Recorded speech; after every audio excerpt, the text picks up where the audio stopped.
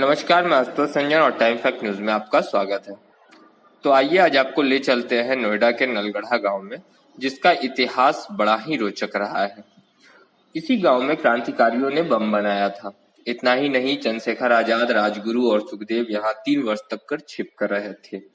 उन्होंने यहाँ अंग्रेज सेना पर हमला करने की योजना भी बनाई थी। बम बनाने के लिए बारूद व अन्य सामग्रियों को जिस पत्थर पर रखकर मिलाया जाता था, वो आज भी गांव में मौजूद है। पत्थर में 2 गड्ढे हैं जिसमें बारूद को मिलाया जाता था। हालांकि यह जगह आज भी लोगों की नजरों से ओझल है। इसका कारण है सरकार की उदासीनता। नोएडा के सेक्टर 145 में स्थित नलगढ़ा गांव महामाया फ्लाईओवर से 15 किलोमीटर की दूरी पर है। नलगढ़ा गांव पहले नदी के बीच में से और घने जंगल से होकर गांव में पहुंचना पड़ता था। पेड़ों से घिरा होने के कारण इसकी पहचान करना आसान नहीं थी। राजगुरु, सुखदेव व भगत सिंह जैसे महान क्रांतिकारियों ने भी यहाँ पनाह ली थी। क्रांतिकारियों ने दिल्ली के नजदीक होने के कारण नलगढ़ा को अपना ठिकाना चुना था। इस दौरान उन्होंने आश्रम में बम बनाए थे। वहीं नलगढ़ा गांव का इतिहास सामने आने के बाद नोएडा प्राधिकरण ने इसे चमकाने की कई बार योजना बनाई, लेकिन हकीकत में यहाँ सिर्फ खेत और जंगल ही है। तो आइए देखें खबरें विस्तार से।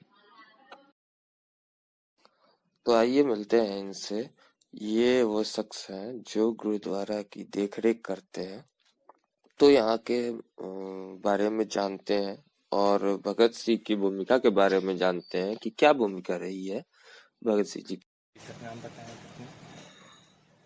नाम बताएं आप अपना। जनी रविंदर सिंह,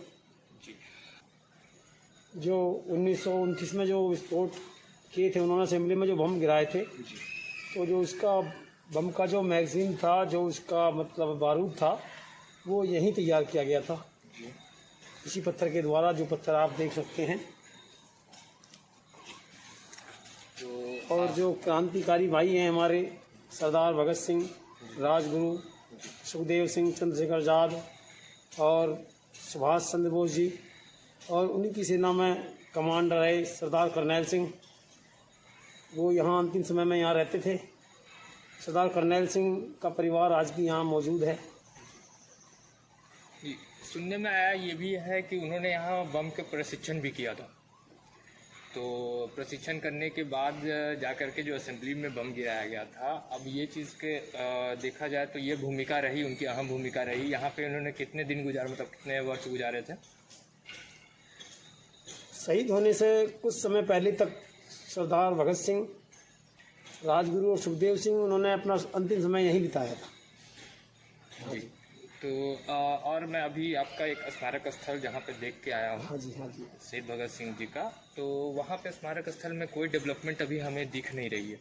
वो अभी भी वैसा ही है, बस एक बोर्ड लगा करके छोड़ा हुआ है। इस पर आप क्या कहना चाहेंगे कि सरकार की ओर से उसे डेवलप करना चाहिए, उसे बढ़ावा देना चाहिए कि पर्यटन स्थल में बदली जानी चाहिए?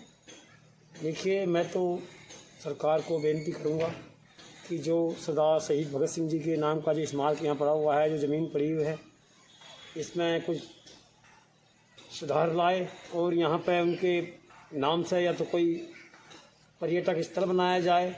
और जे हमारा जो मेट्रो स्टेशन है, इसका नाम भी सरदार भगत सिंह के नाम पर रखा जाना चाहिए। और भी काफ़ी आशाएं हैं, लेकिन अब ये सरकार ने करना है, कब करेगी नहीं करेगी। जी। तो और एक चीज़ और, हाँ, 2001 में यहाँ पे बताया गया था कि यहाँ पे म्यूज़ियम बनने वाला है स्मारक स्थल पे। तो वो किन कारणों से आपको ये रुका हुआ है? अभी तक इस पे कोई भी काम नहीं किया गया है। आज तक हमारे यहाँ जितनी भी सरकारें आती हैं, तो वो सिर्फ वायदे पे वादे देते रहते हैं हम लोगों को। ऐसा नहीं है कि मतलब किसी ने वायदा सरकार ने नहीं करा। सरकारें अक्सर वायदा करते हैं लोग और भूल जाते हैं, इसी का नाम सरकार है। चलिए, आपसे बात करके बहुत अच्छा लगा सर।